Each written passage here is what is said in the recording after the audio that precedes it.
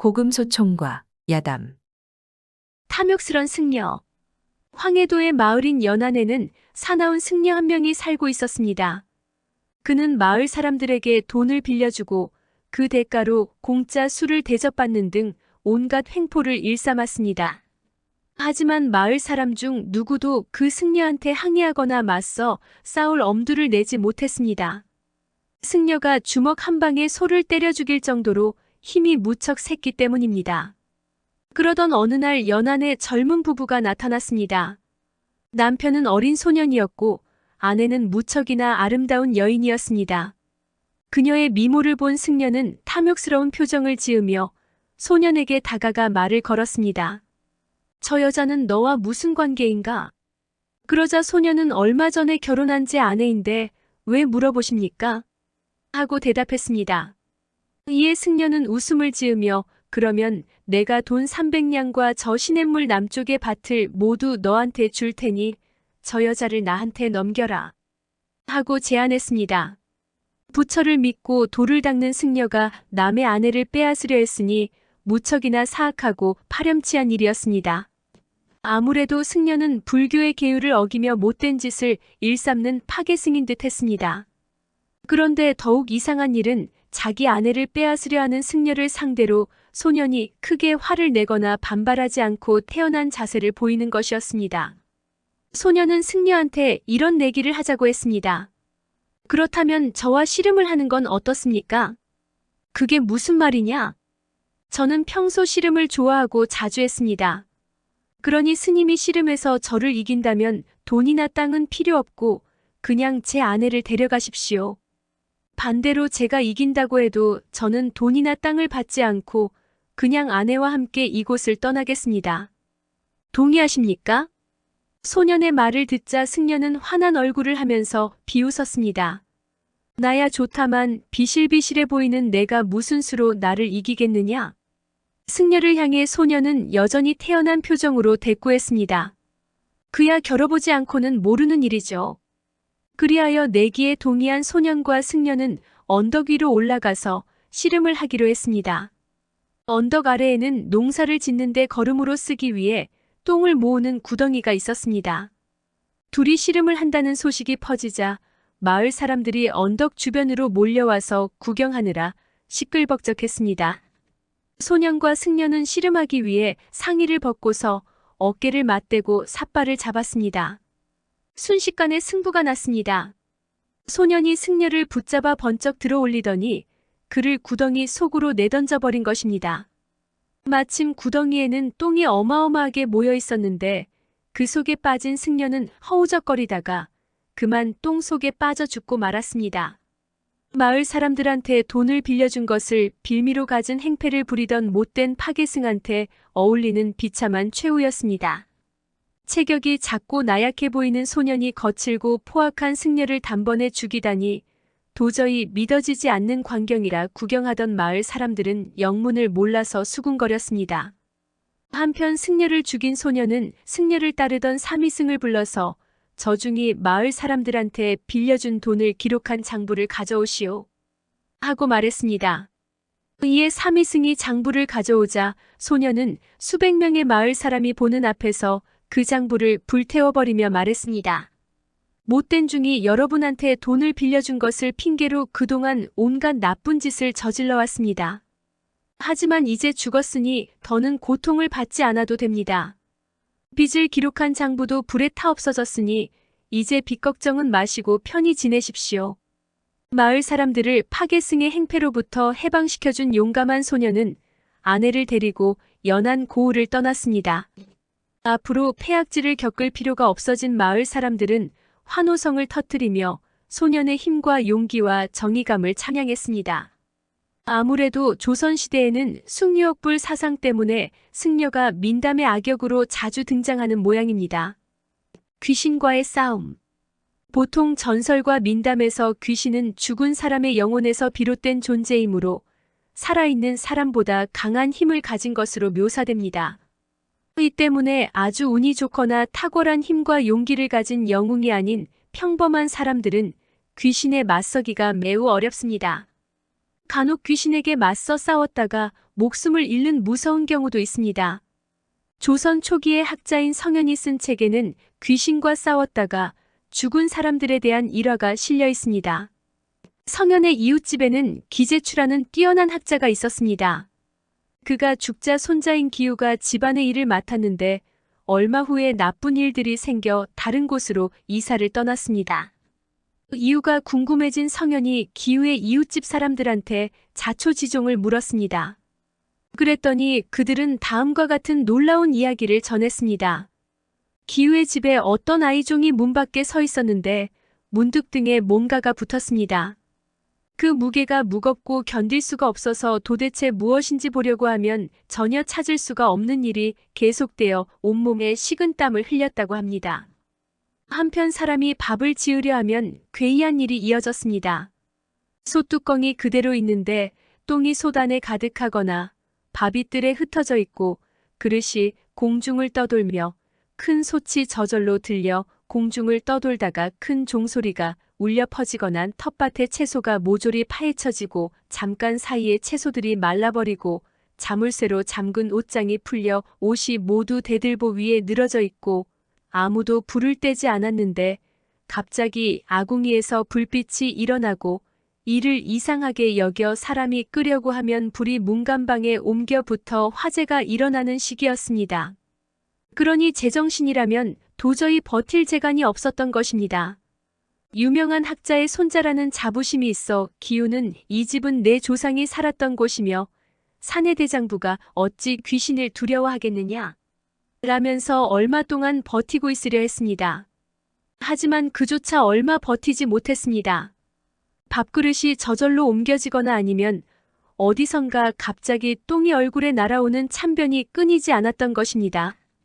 이 일을 두고 기우가 이게 무슨 행패인가 하고 화를 내면 허공에서 너야말로 이게 무슨 짓이냐 라는 음산한 목소리가 들려왔습니다.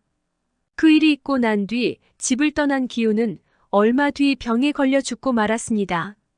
이를 두고 사람들은 기우의 외사촌 동생인 유계량이 영모를 꾸미다가 죽었는데 아무래도 그 영혼이 기우의 집으로 들어가서 저렇게 행패를 부린다라고 수군거렸습니다. 한편 조선 후기의 학자인 신돈복은 야담집의 이와 비슷한 이야기를 수록했습니다. 판서를 지낸 박신규라는 사람이 경상감사가 되어 고을을 순시하다가 오늘날 경상북도 성주에 도착했는데 밤이 되자 마을에서 북과 피리를 연주하며 무당을 불러다 시끄럽게 굿을 벌였습니다. 평소 귀신이나 도깨비 같은 초자연적인 일을 말하지 말라는 공자의 가르침을 따르던 유학자인 신돈복은 이를 매우 못마땅하게 여겨 저게 대체 무슨 굿을 하는 것이냐 하고 물어보자 아전이 이렇게 대답했습니다. 성주 사람들은 성상군이라는 귀신을 섬기는데 봄과 가을의 날짜를 정해서 굿을 하고 소원을 비는 굿을 벌입니다. 그 섬기는 정성이 지극해서 관아에서도 막지 못하고 그냥 내버려 두고 있습니다. 그 말을 듣고 박신규는 화가 나서 다음날 무당들을 잡아들이고는 사형에 처하거나 귀양을 보내는 식으로 중벌을 내렸습니다. 그런 후에 군졸들을 동원해서 성상군을 섬기는 사당과 성상군의 신상도 모조리 박살내버렸습니다. 박신규의 처사에 사람들은 위험한 짓을 한다며 불안하게 여겼습니다. 그 후로 박신규가 죽자 성주 사람들은 돈을 모아 사당을 복원하고 무당을 불러 성상군을 상대로 굿을 벌였으나 무당의 몸에 성상군이 내려오지 않아 다들 이상하게 여겼습니다. 그런데 성주 사람들의 꿈에 성상군이 나타나서는 박신규가 제사를 받은 후에야 내가 올 수 있다라는 말을 했습니다. 이에 무당들이 박신규에게 제사를 올린 다음 굿을 하자 성상군이 무당의 몸에 내려왔습니다. 그로부터 성주에서는 무당들이 박신규와 성상군을 함께 모시는 제사를 지냈다고 합니다. 살아있을 때 귀신을 배척하던 사람이 죽어서는 제사에 올리는 각종 음식을 탐하는 귀신이 되었으니 결국 박신규는 귀신과의 싸움에서 패배한 꼴이 되고 만 셈입니다. 백두산 흑룡.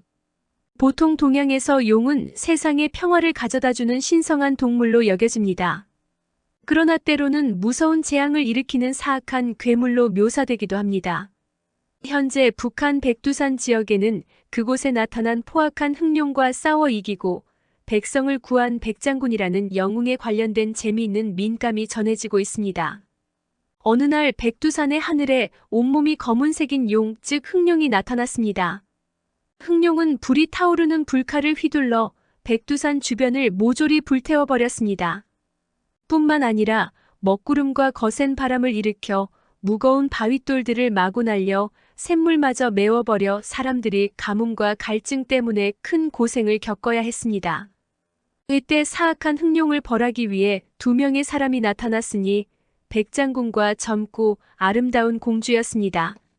백장군은 약 2.7m나 되는 큰 체격과 강한 힘을 가졌는데 공주가 백장군한테 이런 가르침을 주었습니다. 제가 어젯밤 꿈을 꾸었는데 하늘나라에서 온 신선 한 명이 나타나서 이런 말을 하더군요. 불을 지르고 가뭄을 일으키는 사악한 흑룡을 물리치려면 백장군께서 백두산의 옥장천이라는 샘물을 100일 동안 마시고 힘을 길러야 한다고 말입니다. 백장군은 그 말을 듣고 기뻐하면서 공주와 함께 옥장천을 찾아 나섰습니다.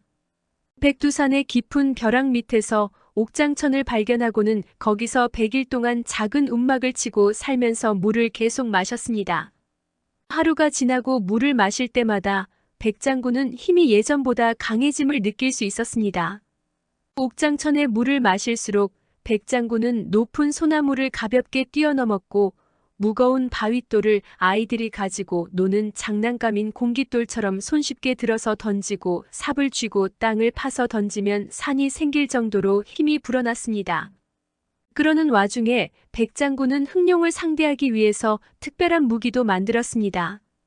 무려 1만 근이나 나가는 무거운 칼이었는데 이름을 망근도라고 붙였습니다.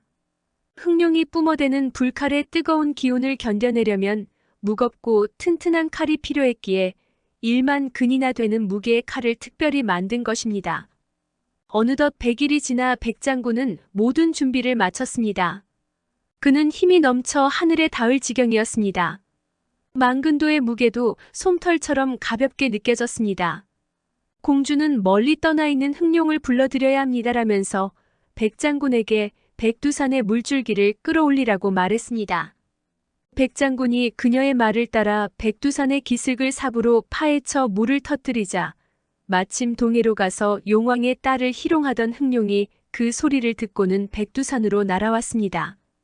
마음씨가 비뚤어진 흑룡은 사람들이 가뭄과 물 부족에 시달리는 모습을 보면서 즐거워했는데 백장군 때문에 사람들이 행복해한다면 화가 나고 괘씸해서 견딜 수가 없기 때문이었습니다. 하지만 흑룡은 더는 재앙을 내리지 못했습니다. 옥장천의 물을 100일 동안 마신 백장군은 평범한 인간이 아니라 거의 신에 가까운 능력을 지녔기 때문이었습니다. 흑룡이 날아오는 모습을 본 백장군은 도수를 부려 하얀 구름을 만들어내더니 거기에 올라타고는 하늘로 날아가서 망근도를 휘두르며 흑룡에 맞서 싸웠습니다. 흑룡은 불칼을 만들어내서 백장군을 향해 휘둘렀습니다. 백장군의 망근도와 흑룡의 불칼이 번개처럼 충돌했지만 둘의 힘이 워낙 팽팽하여 대결이 계속되었습니다. 그때 둘의 대결을 지켜보던 공주가 나섰습니다. 그녀는 흑룡을 향해 작은 단검을 계속 던졌습니다. 단검 때문에 주의가 분산된 흑룡의 빈틈을 노려 백장군은 망근도를 내리쳐 흑룡의 불칼을 잘라버리고 말았습니다. 무기가 부서지자 싸울 엄두가 나지 않은 흑룡은 동해로 달아났습니다. 그 이후로는 백두산에 가뭄이 없었습니다. 흑룡을 몰아낸 백장군과 공주는 백두산 천지 속의 수정으로 궁궐을 짓고서 행복하게 살았다고 전해집니다. 회나무에 깃든 귀신. 무륵 귀신은 어둡고 습한 기운인 음의 성질을 지닌 존재입니다. 그래서 귀신은 햇빛이 잘 들어오지 않는 어두운 곳을 좋아하는데 그 중에는 햇빛을 가릴 만큼 빽빽이 우거진 숲의 나무에 깃들어 사는 종류도 있습니다. 지금의 동대문인 흥인문 안에 집을 두고 사는 사람이 밤에 활 속이 터 앞을 걷고 있었습니다. 그때 말을 타고 활과 창을 든 무사들이 터 위에서 활을 쏘거나 말을 타고 창을 휘두르거나 말을 타고 공을 서로 주고받는 폴로와 비슷한 운동 경기인 격구를 하다가 지나가는 사람을 보고는 예의가 없는 자다라며 붙잡아다 묶어놓고는 마구 때렸습니다. 고통에 못 이긴 그는 나는 잘못이 없으니 제발 풀어주시오 하고 애걸했지만 그들은 들어주지 않았습니다. 그때 갑자기 무사들 속에서 한 명의 남자가 나와서 이 사람은 나의 주인인데 왜 이렇게 괴롭히는가 하고 꾸짖으며 그를 풀어주고 집까지 데려다 주었습니다. 고마워서 남자가 뒤를 돌아보자 놀랍게도 자기를 도와준 사람은 회나무 밑으로 사라져 버렸습니다. 이륙은 무사들과 도움을 베푼 사람을 가리켜 회나무에 붙은 귀신이라고 기록했습니다. 귀신들이 말과 무기를 장만한 무사가 되어 서로 싸우거나 경기를 했다는 내용을 본다면 아마 살아생전에 모두 무사였던 모양입니다. 그러니 죽어서도 무예를 겨루거나 격구를 하면서 지낸 것이 아니었을까요? 재미있게도 조선 중기의 책에도 회나무에 붙은 귀신과 만난 사람의 이야기가 실려 있습니다. 전라북도 무주의 사또를 지낸 윤명은은 집이 흥인문 안의 동학 근처에 있었는데 그의 집들에 늙은 회나무가 있었습니다. 그는 벼슬을 하기 전에 활쏘기 터에 있는 친구 집을 걸어서 갔다가 흠뻑 취하여 날이 어두울 때 홀로 돌아오다가 길바닥에 쓰러졌습니다. 한참 지나 술이 깨어 머리를 들어보니 달이 저물고 별도 없어 사방이 매우 어두웠는데 사람의 소리가 전혀 없이 고요했습니다. 다만 남자 한 명이 자신이 누워있는 곁에 앉아있는 것이 보였으나 윤명은은 그가 누구인지 이름을 물어볼 엄두가 나지 않았습니다. 윤명은이 술이 덜 깬 상태로 느린 걸음으로 돌아오는데 그 남자가 뒤를 따라왔습니다. 그러다 길에서 어떤 사람이 그 남자와 만나 얘기를 나누었습니다. 어디를 갔었는가? 라고 묻자 남자는 주인이 밤늦도록 돌아오지 않아서 지금 가서 데려오는 중이다 하고 대답했습니다. 윤명은이 자기 집 회나무 밑에 와서 돌아보니 남자가 보이지 않았습니다. 그제야 윤명은은 자신을 따라온 남자가 뜰에 있는 회나무의 귀신이라는 사실을 깨달았습니다. 자기 딴에는 주인을 지켜주려고 술에 취해 있는 상황에서도 계속 지키고 있다가 주인이 집으로 돌아가는 길을 뒤따라온 모양입니다. 모르긴 몰라도 회나무 귀신과 만나 이야기를 나눈 사람 또한 필시 회나무나 다른 나무의 귀신이었으리라. 그런가 하면 임진왜란이 일어났을 때 전쟁으로 죽은 전라도의 유생인 송씨라는 사람의 영혼이 귀신이 되어 한산도의 나무로 가서 의지하고 있는데 통제사 이순신 휘하의 병사들이 배를 만들려 나무를 베려고 하자 휘파람을 불고 나서 나 말고도 전쟁으로 죽은 사람들의 귀신이 지금 이 나무에 의지하고 있으니 베지 마시오 하고 부탁하여 군사들이 다른 곳으로 갔다는 이야기가 있습니다. 아울러 조선 초기의 학자인 성현의 외삼촌인 안공이 귀신을 잘 분별하는 능력을 지닌 사람이었다고 합니다. 그가 지금의 충청남도 부여군인 임천의 군수가 되었던 시절 사냥을 나갔을 때 사냥개가 큰 나무를 향해 지저대자 이상하게 여겨 쳐다보았더니 높은 관을 쓰고 큰 얼굴을 한 괴물이 나무에 기대어 있다가 안공을 보고는 사라졌다는 내용도 전해집니다.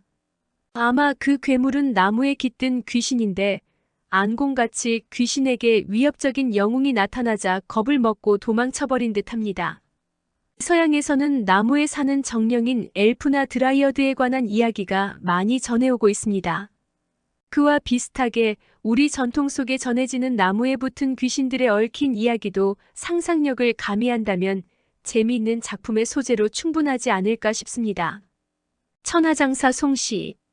조선 말의 효종 임금 시절 송씨 성을 가진 천하장사 한 명이 있었다고 합니다. 송씨란 인물은 전라남도 광주에서 집이 없이 떠돌아다니면서 임시로 고용되어 일을 해주는 품팔이꾼, 그러니까 지금으로 치면 일용직 노동자와 비슷한 사람이었습니다. 무척 가난한 사람이어서 그의 부모는 물론 원래 이름조차 다른 사람들은 알 수 없었습니다. 다만 그가 송씨라는 것만 알려져 있을 뿐이었습니다. 병자호란 무렵 효종이 청나라에 당한 치욕을 씻기 위해 북벌을 추진하던 때인지라 온 나라에 천근의 무게를 들 수 있는 힘이 센 장사들을 찾으라는 명이 내려졌습니다. 이에 각 지방의 관찰사들이 장사들을 찾고 있었는데 아무리 뒤져도 좀처럼 그런 사람이 없어서 고민하고 있었습니다. 그러던 와중에 관아에서 임시로 고용되어 일을 하던 송씨가 나라에 퍼진 명을 듣고서 관아에서 일하는 상급서리인 녹사를 찾아가서는 관아의 뜰 모퉁이에 세워진 큰 돌을 가리키며 저것도 천근이 나갑니까? 하고 물었습니다. 이에 녹사가 그렇다고 하자 송씨는 그 큰 돌을 아무것도 아닌 것처럼 가뿐히 들었습니다. 그의 힘을 본 녹사가 무척 놀라 관아에 들어가 이 사실을 알리자 관아에서는 송씨를 불러다 다시 시험해 보았는데 역시 천근의 무게를 쉽게 들어 올렸습니다. 관아에서 송씨를 도읍으로 올려보내니 부에서 그를 목욕시키고 좋은 옷을 입힌 다음 관청에서 타고 갈 말을 빌려주었습니다. 송씨는 마치 명나라에서 온 사신처럼 좋은 대우를 받으며 한양으로 올라갔습니다. 후원에서 활쏘기를 하던 효종은 자신이 찾던 천근 무게를 들어 올리는 장사가 나타났다는 소식을 듣고는 황급히 송씨를 불러들였습니다. 송씨는 머리카락이 헝클어져 있고 얼굴이 거무튀튀한 데다 학식도 없는 무지몽매한 사람일 뿐이었습니다. 하지만 효종이 시키는 대로 송씨는 자신의 강한 힘을 보여주었습니다. 관찰사가 효종에게 장계로 보고한 대로 그는 천하장사였습니다. 자신이 찾던 장사가 진짜로 나타나자 효종은 크게 기뻐하며 음식을 푸짐하게 내려주었습니다. 내관과 시녀들이 수레로 음식을 날랐는데 송씨가 선체로 다 먹어치우니 효종은 더욱 기뻐했습니다. 효종은 송씨에게 조선시대의 군인들이 썼던 모자인 전립을 씌워주고 그 모문 밖에 집을 선물로 주어 살게 하는 한편 궁녀 한 명을 그에게 아내로 보내주었습니다. 아울러 송씨에게 하나의 고을을 다스리는 현령의 벼슬까지 내려주었습니다. 평생 품팔이꾼으로 살아온 송씨는 배운 지식이 없어서 현령의 일에 도저히 적응하지 못했습니다. 이 때문에 효종은 송씨가 가진 힘에 걸맞게 군대의 자리를 내주도록 하여 우선 한양에서 3천리 떨어진 북쪽 변방의 요새로 보내 거기서 국경을 지키는 군인이 되도록 했습니다.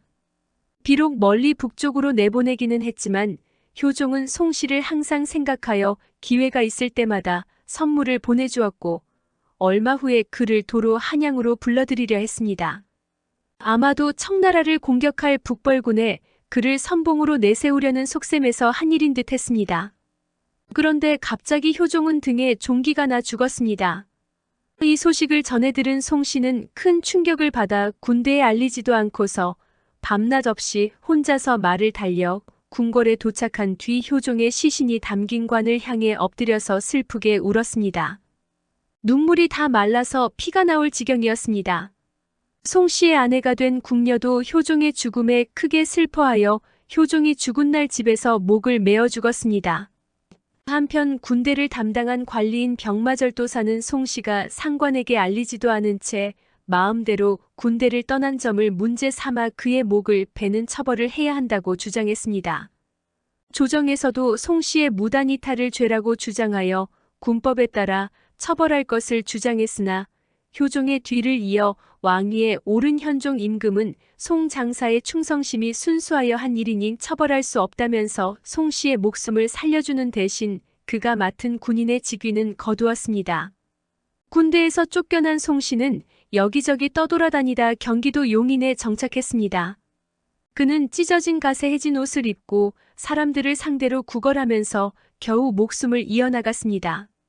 그러다가도 효종이 죽은 날만 되면 홀로 산골짜기로 들어가 온종일 통곡했고 효종에 대한 이야기만 나오면 눈물을 흘렸습니다. 마을 사람들은 송씨의 체격이 몹시 크고 우람한 것을 보고 그를 송장군이라 부르며 만나면 하나둘씩 밥을 모아주었는데 그가 마치 호랑이나 늑대처럼 밥을 먹는 모습을 신기해하며 구경했습니다. 송씨가 나중에 어찌 되었는지는 알려지지 않습니다. 지나치게 순박한 사람이라 큰 힘을 갖고서도 재능을 살리지 못했던 듯합니다. 신라의 귀신군대. 한국의 고대 왕조 중에서 신라는 992년이라는 가장 오래된 역사를 가진 나라였습니다. 하지만 초창기 무렵의 신라는 고구려와 백제는 물론이고 부족 연맹인 가야보다 힘이 약해 외세의 침입에 시달려야 했습니다. 그래서 신라에서는 외세의 침입을 물리쳐준다는 신앙이 매우 널리 퍼졌는데 그 중에서는 죽은 왕의 영혼이 보내준 귀신 군대에 관한 이야기도 있습니다. 고려의 승려인 이련이 기록한 역사서인 삼국유사에 의하면 신라의 14번째 임금인 유래 이사금 무렵에 신비한 일이 일어났다고 전합니다. 지금의 경상북도 청도군에 이서국이라는 작은 나라가 있었습니다. 이 나라에서 군대를 일으켜 유래 이사금 무렵에 신라를 공격해왔습니다. 외침을 받았으니 당연히 신라에서도 군대를 동원하여 이서국의 침략군을 막으려고 했습니다. 하지만 신라군의 수가 적었던지 아니면 이서국 군사들이 신라의 군사들보다 더 용감했던지 전쟁이 길어지면서 신라군이 불리해졌습니다. 자칫하면 전쟁에서 패배하고 나라의 운명마저 위태로웠던 때 누구도 예상하지 못한 놀라운 일이 일어났습니다. 어디서 나타났는지 알 수 없는 군사들이 몰려오더니 신라군을 도와서 이서국 군사들과 맞서 싸웠던 것입니다. 그들은 모두 하나같이 귀에 대나무 잎을 꽂고 있었습니다. 지금까지 신라군을 궁지로 몰아붙이던 이서국의 군사들도 이 대나무 잎을 꽂은 군사들, 즉 주겹군을 상대로는 마치 갓난아기같이 전혀 힘을 쓰지 못했습니다. 결국 주겹군은 신라군을 도와서 이서국 군사를 전멸시켰고 그렇게 해서 신라는 나라가 무너질 뻔한 위기에서 간신히 벗어났습니다. 주겹군 덕분에 살아난 신라 군사들은 감사의 인사라도 전하려 했지만 그들은 전투가 끝난 후 감쪽같이 행방을 감춰버렸습니다. 그들이 어디에서 온 군사들인지 정체가 무엇이었는지 누구도 알지 못해서 다들 이상하게 여겼습니다. 그런데 시간이 지나고 나서 주겹군의 정체에 관한 실마리가 잡혔습니다. 유래 이사금의 전 임금인 미추 이사금의 무덤 앞에 대나무 잎이 수북하게 쌓여있던 모습이 지나가던 사람들에게 알려졌습니다. 이를 보고 어떤 사람들은 죽은 미추 이사금의 영혼이 저 대나무 잎을 귀신 병사로 만들어서 신라군을 돕게 내보냈던 것이다라고 주장했습니다. 다들 그 말이 일리가 있다고 여겨 그 이후부터 미추 이사금의 무덤을 죽현능이라고 불렀다고 전해집니다. 죽은 왕의 영혼이 후손을 돕기 위해 귀신이나 혹은 죽은 자들로 구성된 군대를 보낸다는 이야기는 2003년 개봉되어 전 세계적으로 큰 인기를 끈 영화 반지의 제왕 왕의 귀환에도 등장합니다. 영화의 주인공인 아라곤은 사악한 마왕 사우론과의 전쟁을 위해 자신의 조상인 이실두르에게 충성을 맹세했던 군사들의 영혼을 찾아갑니다. 그리고 영혼으로 이루어진 군대, 즉 죽은 자들의 군대와 만나 원조 약속을 받아내고는 함께 사우론의 군대와 싸우러 떠납니다. 사우론의 군대는 곤도르 왕국의 수도인 미나스 티리스를 포위하고 거의 끝장낼 상황이었는데 때마침 아라곤이 죽은 자들의 군대와 함께 도착하여 사우론의 군대를 괴멸하고 위기에 빠졌던 곤도르 왕국을 구해냅니다. 1281년에 나온 삼국유사나 2003년에 영화화된 반지의 제왕을 볼 때 사람들의 상상력은 시대와 장소를 초월하여 비슷한 점이 있는 듯합니다. 한편 주겹군 설화를 다른 차원에서 보면 고구려의 창조리 설화와 비슷하다고 할 수 있습니다. 고구려의 재상이었던 창조리는 당시 폭정을 일삼던 봉상왕을 몰아내기 위해 사람들과 함께 모자에 갈대잎을 꽂고 반란을 일으켜 미천왕을 세왕으로 세웠습니다. 미천왕은 봉상왕보다 훨씬 정치를 잘하여 나라를 평화롭게 다스렸는데 결과적으로 창조리가 이끈 갈대잎을 모자에 꽂은 사람들이 나라를 구했으니 주겹군이 나라를 구한 것과 결과적으로 같다고 볼 수 있습니다. 도적 장영기. 흔히 조선시대의 도적이라고 하면 홍길동, 임꺽정, 장길산 같은 인물을 떠올리기 마련입니다. 그러나 활약상으로 따지자면 그들보다 훨씬 강렬했던 도적이 있었으니 예종과 성종의 치세인 2대에 걸쳐서 온 나라를 공포에 떨게 했던 장영기가 그 경우입니다. 전라남도 무안 출신인 장영기는 지리산을 본거지로 삼아 초가집 20채를 짓고 무렵의 100여 명을 모아서 밤이면 패거리를 경상도와 전라도 각지로 보내 불을 지르고 약탈을 일삼았습니다. 도적들이 그렇듯이 장영기 또한 매우 잔인했습니다. 길 가는 사람을 만나면 곧바로 죽이고 물건을 빼앗기 일쑤였습니다. 처음에는 밤에만 도적질을 하다가 세력이 커지자 낮에도 거리낌 없이 도적질을 일삼았으며 저항하는 자가 있으면 즉각 죽여버렸습니다. 이러자 사람들은 장영기 무리가 오는 것을 보면 집에 있는 재물을 모조리 갖다 바쳐서라도 목숨을 보전하려고 했습니다. 이로 인해 장영기의 옷차림은 재상과 비슷할 정도로 사치스러웠습니다. 장영기의 무리에는 남자만이 아니라 여자들도 포함되어 있었습니다. 1469년 예종실록에 의하면 장영기 패거리는 67명인데 그중 42명은 도적의 아내와 자녀라고 합니다. 그들이 도적질하기 전부터 아내와 자녀가 있었는지 아니면 도적질한 이후에 여기저기서 납치한 여자들과의 사이에서 자녀를 낳았는지는 알 수 없습니다. 다만 예종이 장영기 무리 가운데 여자와 아이들을 해치지 못하도록 지시한 것으로 보아서 그들은 장영기 무리에게 강제로 끌려다닌 피해자 정도로 간주한 듯합니다. 도적 집단을 이끈 장영기는 보통 사람보다 힘과 용기가 뛰어났고 꾀가 많았습니다. 또한 행동이 하도 재빨라 어디서 와서 어디로 가는지를 알 수가 없었습니다. 장영기 일당은 보통 육지에서 노략질을 하다가 광군이 많이 몰려오면 재빨리 바다를 건너서 섬으로 도망쳐 숨어버렸습니다. 이 때문에 광군들은 장영기 일당을 좀처럼 제압하지 못했습니다. 전라도 절도사 허종 또한 광군을 거느리고 여러 차례 그들과 싸웠으나 제대로 이기지 못해서 장영기를 마치 호랑이처럼 두려워했습니다. 장흥부사 김순신이 군사를 동원해 장영기 일당을 포위하고 섬멸하려 했다가 장영기 패거리가 쏜 화살을 가슴에 맞고 크게 다치는 바람에 군사들이 당황했고 그 틈을 이용해 장영기 일당이 광군의 포위망을 뚫고 달아나버린 일도 있었습니다. 내금위의 선상근이란 사람은 장영기를 체포하러 쫓아다니다가 휘장을 치고 뚜껑을 덮은 가마를 맨 사람들을 만났습니다. 가마를 맨 사람들은 자신들이 진주 목사의 부인을 데리고 있다고 말했지만 선상근은 그들을 도적으로 여겨 체포하려고 했습니다. 그러자 가마꾼들은 곧바로 태도를 바꿔 선상근을 죽이고 그의 머리를 잘라서 가져갔습니다. 선상근의 추측대로 그들은 도적이 맞았던 것입니다. 도적 무리가 진주 목사의 부인이라고 우겼던 여자는 그들이 거느린 아내 중 한 명인 듯합니다. 그런가 하면 전라남도 한평에 사는 좌랑 벼슬을 지낸 송씨라는 사람이 딸의 결혼식을 치르려고 했는데 결혼식을 올리기 며칠 전에 장영기 일당이 쳐들어와서 딸을 납치해가는 사건도 있었습니다.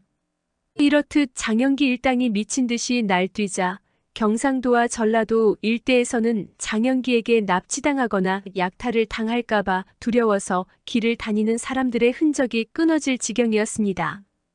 장영기 패거리의 악명은 조정에까지 알려졌고 예종실록을 보면 이들 도적단의 처리에 대해 예종과 대신들이 심각하게 논의하여 대책을 내놓았음을 알 수 있습니다. 장영기를 사로잡은 군인과 백성에겐 상으로 벼슬을 3단계씩 올려주거나 상으로 면포백피를 주고 노비가 잡으면 노비 신분에서 해방시켜주며 장영기 무리 가운데 광군에게 협조하는 자는 그의 죄를 사면하고 보통 사람과 똑같이 포상한다는 실로 파격적인 내용이었습니다. 예종이 죽고 난 뒤에 즉위한 성종도 장영기 토벌에 큰 관심을 기울였습니다. 성종실록에 의하면 성종은 장영기 일당과 싸울 때 목숨을 잃은 군사에게는 장례식과 제사를 지내주고 그 가족에게는 세금을 면제해주라 하고 명령을 내렸습니다. 이렇듯 국가 공권력에 맞서 싸우던 장영기는 해가 바뀐 1470년 마침내 김순신이 이끈 광군의 토벌을 받아 죽임을 당했습니다. 그의 시체는 목이 잘린 채로 조선 팔도를 돌며 구경거리가 되었습니다. 한때나마 나라를 공포에 떨게 했던 범죄 집단의 두목에게 어울리는 비참한 최후라 하겠습니다. 처녀를 거부한 고경명. 일본이 조선을 침략한 임진왜란 무렵 의병장으로 나서서 싸우다 전사한 고경명은 기이한 일을 겪은 적이 있습니다. 고경명은 젊은 시절 집 근처에 있는 호수를 오가며 틈틈이 산책을 했습니다.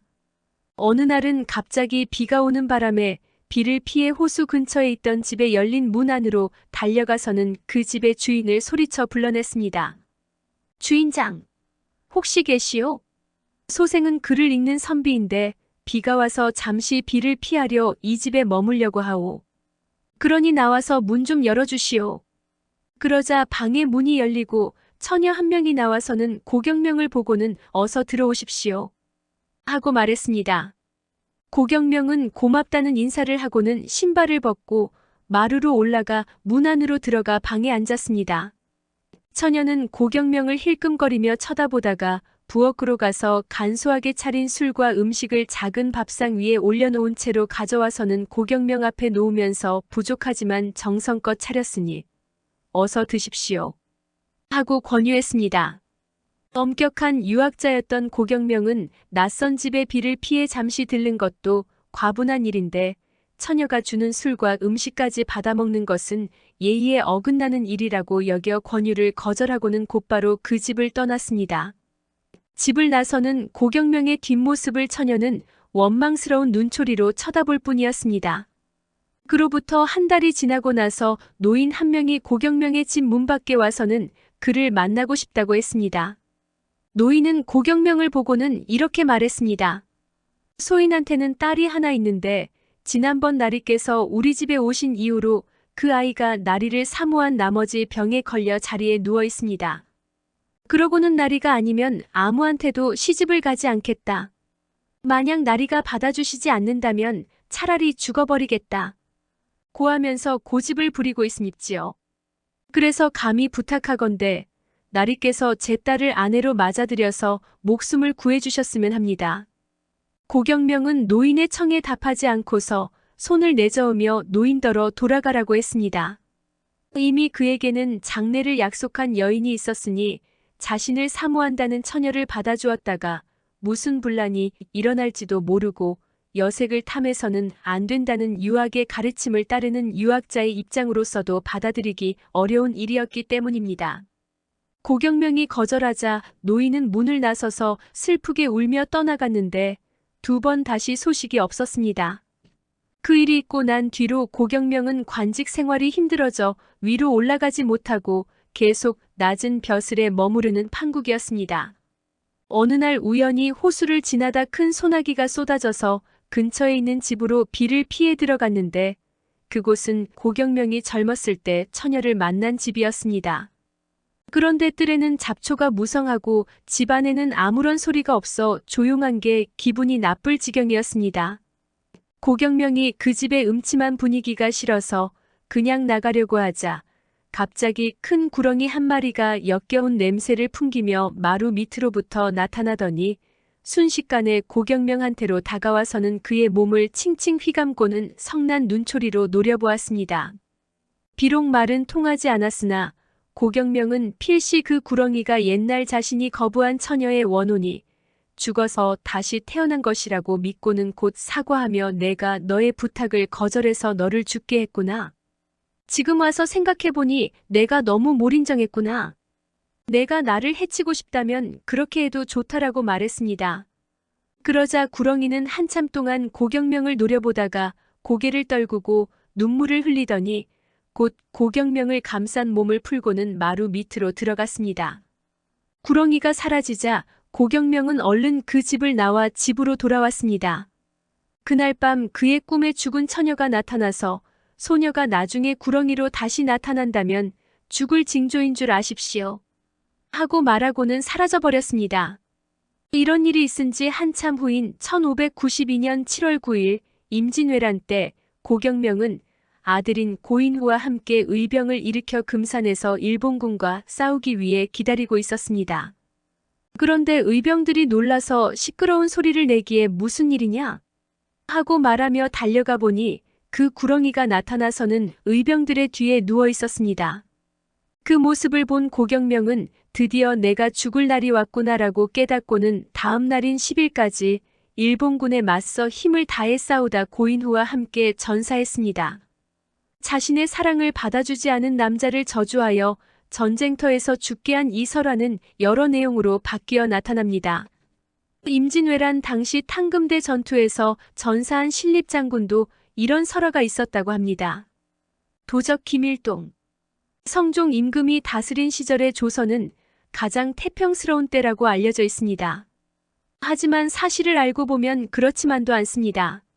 성종 임금의 치세에 살인과 강도로 악명을 떨친 도적 김일동이 버젓이 활동했기 때문입니다. 김일동의 이름은 성종일기에서 처음으로 언급됩니다. 황해도 관찰사인 김극검이 성종 임금에게 황해도의 강도인 김일동과 그를 따르는 도적이 떼를 지어 약탈하여 신계연의 감옥에 가두었는데 김일동이 그의 무리 10여 명과 감옥의 문을 열고서 모두 도망쳤습니다라고 보고해온 것입니다. 8일 후인 성종일기 기사에서 채찰사 이철견은 성종 임금에게 김일동의 어머니와 아내를 잡아다가 황해도 해주의 감옥에 가두고 그들이 훔친 물건은 재령에 두었습니다. 한데 김일동 무리가 밤중에 재령으로 몰려와서는 갑옷을 입은 채로 관할을 향해 활을 쏘면서 우리의 작물을 돌려주지 않으면 모두 죽인다라고 협박하자 겁을 먹은 김극검은 부엌 밑에 숨었고 고을 관리들이 작물을 돌려주며 제발 물러가라고 애걸하자 그제야 김일동 무리가 떠났습니다라는 내용의 보고서를 올렸습니다. 그 뒤에 이철견의 부하인 종사관 홍자아는 김일동이 도둑질을 해온 지가 7년이나 지났지만 사람들이 겁을 먹고 고발을 하지 못합니다라고 말했습니다. 보통 도적은 물건을 훔치는 도둑질이 주된 목적이므로 빨리 달아날 수 있도록 몸을 가볍게 하기 마련입니다. 그런데 김일동 무리는 갑옷을 입고 활을 쏘며 나타났다고 하니 무척 흥미롭습니다. 그 갑옷은 아마도 조선시대 병사들이 가슴과 배를 보호하기 위해 입던 엄심갑이 아닐까 싶습니다. 갑옷을 입은 도적은 조선시대에 매우 보기 드문 경우에 속합니다. 여러 정황을 볼 때 김일동은 군사였다가 불만을 품고 탈영하여 도적이 된 것은 아닐지요? 한편 김일동이 붙잡힌 어머니와 아내를 돌려달라는 말은 하지 않고 자기들이 훔친 작물을 돌려주지 않으면 모두 죽이겠다고 한 점도 눈길을 끕니다.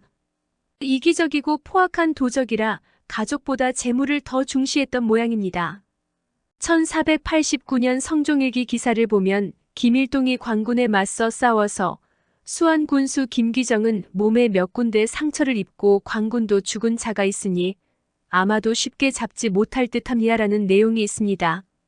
4일 후인 성종일기 기사에는 금제사 이계동이 봉산 군수와 함께 봉산 동쪽 구질보지산으로 가서 김일동을 잡으려 했는데 험한 산꼭대기에 올라가 진을 치고 있어서 관군이 그들을 잡으러 올라가자 김일동 무리가 돌을 던지고 화살을 쏘면서 나타났고 숨기를 반복하다가 언덕을 뛰어서 재빨리 도망쳐버리는 바람에 놓쳤다는 내용이 실려 있습니다. 아울러 김일동 무리는 이계동이 미리 산기슭에 엎드려서 매복을 시켰던 군사 주요문의 말을 빼앗아가는 대담함도 보였습니다. 관군이 김일동의 패거리인 윤산을 붙잡은 것이 유일한 성과였습니다. 관군에게 붙잡힌 윤산은 김일동 무리에서 진짜 우두머리는 김경희이고 김일동은 그 다음에 2인자에 불과하며 서열 3위는 박중금이며 서열 4위가 바로 나다라고 털어놓았습니다. 또한 윤사는 김일동 무리는 나까지 포함해 고작 4명에 불과하다라고 했으나 당시 체포되어 한양에 갇힌 김일동의 무리가 이미 47명이나 되었으니 윤산의 말은 김일동에 대한 추격을 중단시키려는 얄팍한 수작에 불과했습니다. 이현손이 김일동의 얼굴을 안다며 그를 체포하겠다고 제안했지만 그 역시 김일동을 잡지는 못했습니다. 그 후에 성종실록 기사들을 보면 김일동 무리가 대부분 사로잡히고 남은 잔당이 굶주림과 추위에 떨고 있다거나 김일동 무리한테 하룻밤 잠을 재워주거나 한 끼밥을 준 사람들은 협박에 못 이겨 그랬으니 처벌하지 말라는 내용이 언급됩니다. 김일동이 언제 어디서 관군에게 체포당했다는 말은 끝내 실록에 나오지 않습니다. 의로 추측하건대 관군의 수색과 포위를 뚫고 달아나 숨는데 성공한 모양입니다. 임꺽정을 비롯하여 조선시대에 악명을 떨친 도적 대부분이 관군에 체포되어 죽은 것을 생각한다면 그는 운이 좋았다고 해야 할까요? 능력이 좋았다고 해야 할까요? 꿈에 나타난 김유신. 경주의 서학서원은 옛 신라의 훌륭한 공신인 설총과 김유신과 최치원을 모시고 매년 제사를 지냈는데 명나라 천계제 무렵에 한 가지 논란이 일어났습니다. 다름이 아니라 서학서원에 모시는 위인들의 위패를 빼버리는 일을 두고 선비들이 모여서 논쟁을 벌인 것입니다. 어느 선비는 설총과 최치원은 학문에 업적이 있으나 김유신은 일개장군일 뿐이고 유학자와는 어울리지 않으니 그를 모신 위패는 서원에서 제외해야 한다라는 의견을 제시했습니다. 하지만 그렇다 해도 김유신이 세운 업적을 감안한다면 결코 무시할 수 없다라며 반대하는 의견도 많아서 김유신의 위패를 제외하는 일은 쉽게 결정되지 않았습니다. 그날 밤 김유신의 위패를 빼자고 주장했던 선비가 서원에서 잠을 자다 꿈을 꾸었습니다.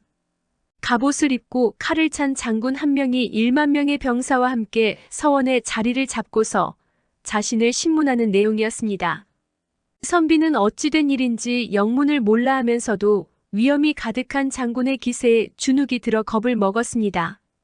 이윽고 장군이 선비에게 서리빨 같은 불호령을 퍼부었습니다. 듣자 하니 내가 오늘 낮에 변변치 않은 말재주로 나를 헐뜯었더구나.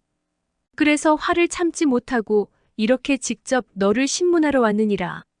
먼지가 앉은 책장을 들춰서 낡아 빠진 글귀나 찾아내는 썩은 선비 주제에 어찌 감히 나를 모욕하려 드느냐. 나는 어른이 되고 나서 줄곧 군대를 이끌며 전쟁터에 나가 목숨을 걸고 싸웠다.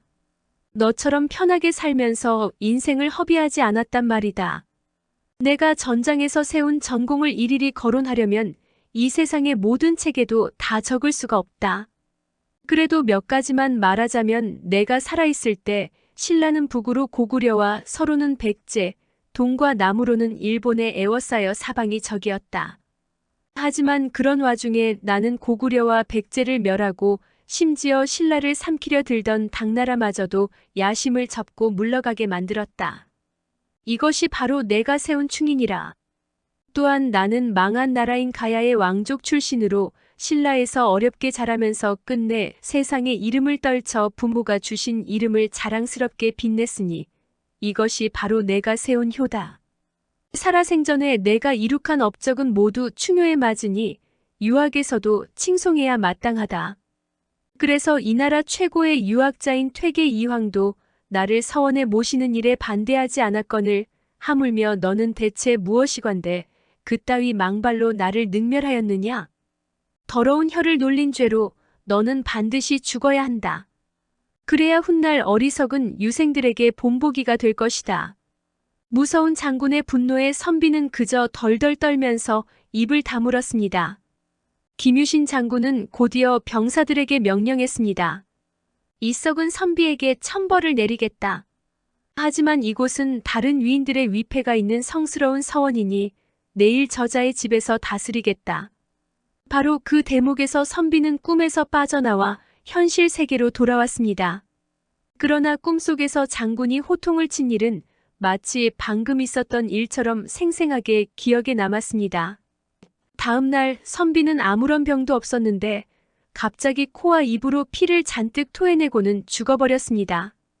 본문의 문맥으로 보아서 선비를 꾸짖고 죽게 한 귀신은 바로 김유신 본인이었던 듯합니다. 이와 비슷한 일화가 삼국유사에도 실려 있습니다. 김유신의 무덤에서 내가 평생 나라를 위해 충성을 바쳤거늘 내 자손들이 죄 없이 죽어가니 앞으로는 나라를 더 이상 지켜주지 않겠다 하고 한탄했다는 것입니다. 임진왜란 도적들. 우리 역사에서 임진왜란이라고 하면 을해 1592년부터 1598년까지 7년 동안 조선이 일본과 전국력을 기울여 하루도 쉬지 않고 총력전을 벌인 때라고만 알고 있습니다. 그러나 조선과 일본이 치열하게 전쟁을 벌인 때는 1592년 4월 13일에서 1593년 8월까지와 1597년 8월 27일부터 1598년 12월 16일까지의 정유재란이었습니다. 그 사이에 빈 기간인 1593년 8월 이후부터 1597년 8월 27일까지 조선은 일본과 휴전 상태에 있었습니다. 이 기간에 조정은 일본군 못지않게 위협적인 적들과 싸워야 했는데 그들은 바로 전국 각지에서 일어난 도적대였습니다.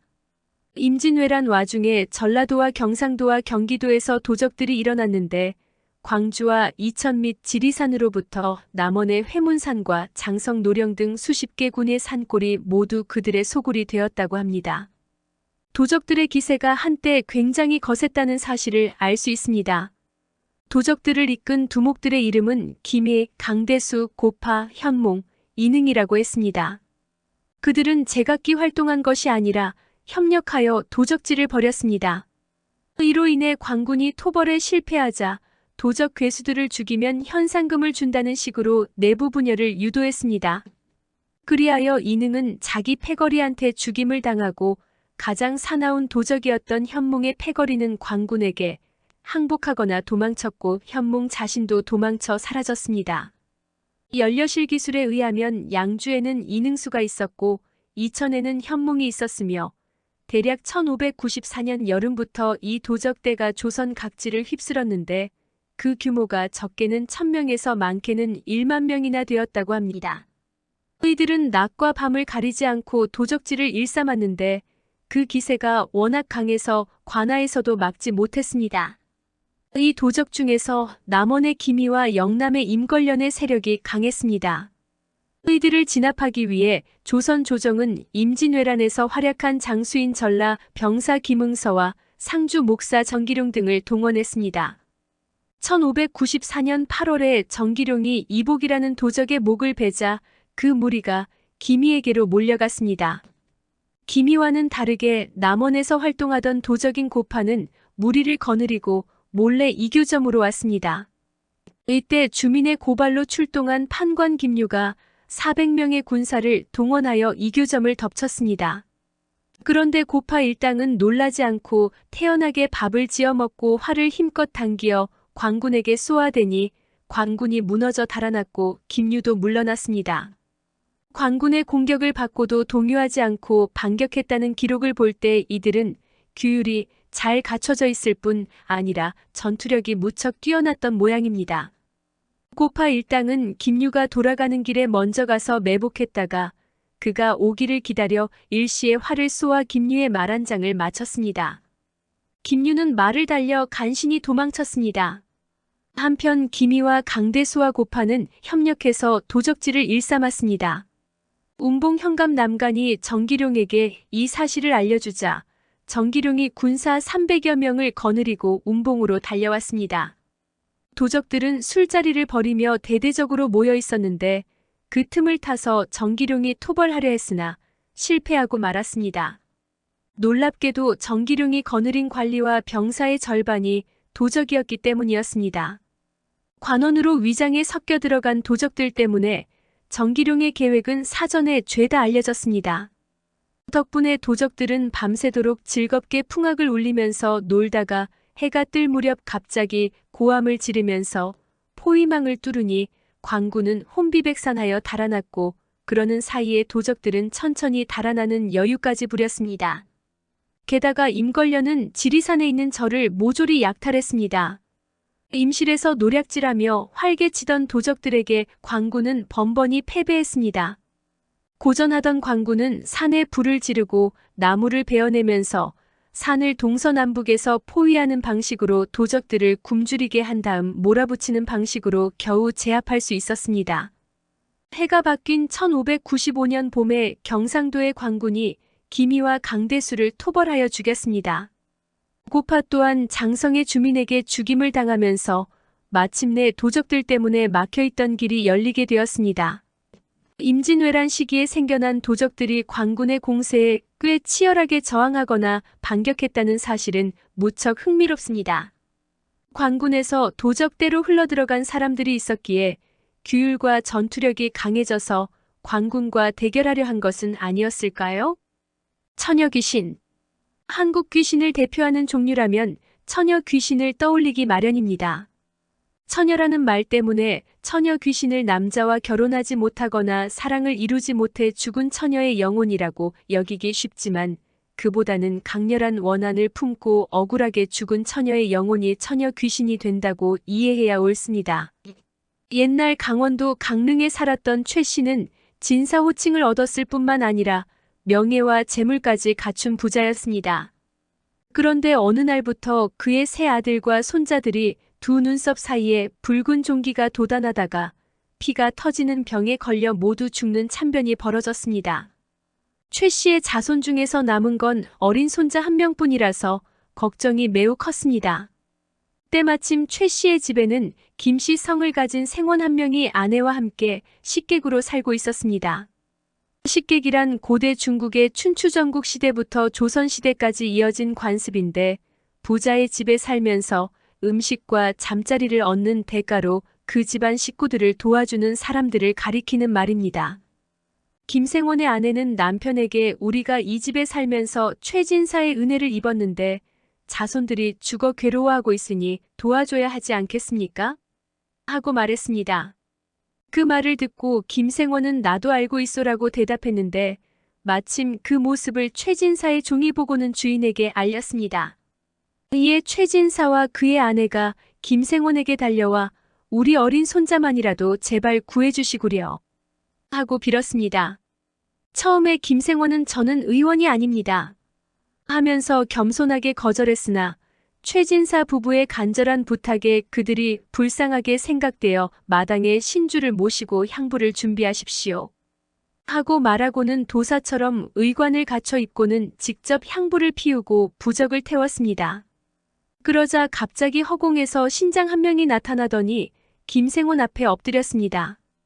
김생원은 이곳의 집을 지키는 수호신인 가토신을 데려오너라 하고 지시하자 신장이 곧바로 늙은 가토신을 데려왔습니다.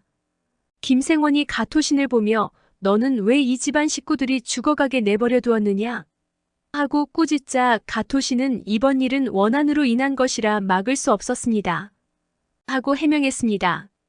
이에 김생원은 가토신과 신장에게 원한을 품고 살인을 저지른 귀신이 있을 테니 잡아오너라 하고 지시를 내렸습니다. 그 말을 듣고 가토신과 신장이 집안의 창고로 들어갔습니다. 갑자기 창고 안에서 소름 끼치는 음침한 울음소리가 들려왔습니다. 얼마 후 가토신과 신장이 처녀 귀신 하나를 붙잡아 김생원 앞으로 끌고 왔습니다. 처녀 귀신의 눈썹 사이에는 송곳 하나가 박혀 있고 피가 발까지 흘러내리고 있었습니다. 김생원은 처녀 귀신을 향해 이렇게 꾸짖었습니다. 도대체 너는 어떤 원한을 품었기에 최진사 댁 식구들을 다 죽게 했느냐? 그 말을 들은 처녀 귀신은 화를 내며 대답했습니다. 나는 원래 이 집의 하녀였다. 최진사가 한번 장난삼아 내 손을 잡는 걸 본 그의 아내가 나를 질투하여 창고로 끌고 가서는 송곳을 내 미간에 박고는 곡식 자루를 쌓아서 막아놓은 채로 창고 문을 잠그고 나갔다. 그래서 나는 선체로 갇혀서 고통을 받으며 죽어갔다. 그 원통함을 품고 귀신이 되어서 복수할 때를 기다렸다가 최 씨 집안의 운세가 기울자 이제야 원한을 갚으려 식구들을 차례차례 죽인 것이다. 그러니 내 일을 막지 마라. 김생원은 가토신과 신장에게 처녀 귀신을 깊은 산으로 끌고 가서 큰 돌로 눌러 밖으로 나오지 못하게 막으라고 명령했습니다.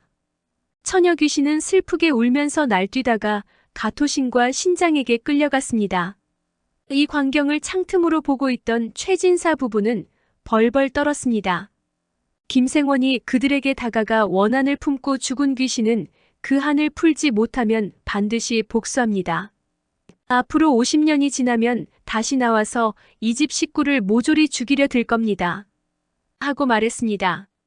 다음 날 최진사 부부가 창고를 열고 곡식 자루들을 헤치니 정말로 미간 사이에 송곳이 박힌 채로 피를 땅까지 흘리고 죽어있는 하녀의 시체가 발견되었습니다. 얼굴색을 보면 여전히 살아있는 듯 했습니다. 최진사는 매우 놀라 시체를 집 밖으로 끌어내 불태워 없애고는 김생원을 찾았습니다. 하지만 김생원은 아내와 함께 밤을 타서 집을 떠나고 사라진 뒤였습니다. 처녀 귀신한테 보복을 당할까봐 도망친 것입니다. 원한을 품고 죽은 처녀 귀신의 힘이 얼마나 무서웠으면 뛰어난 도인인 김생원마저 50년밖에 가두지 못한다고 했을까요?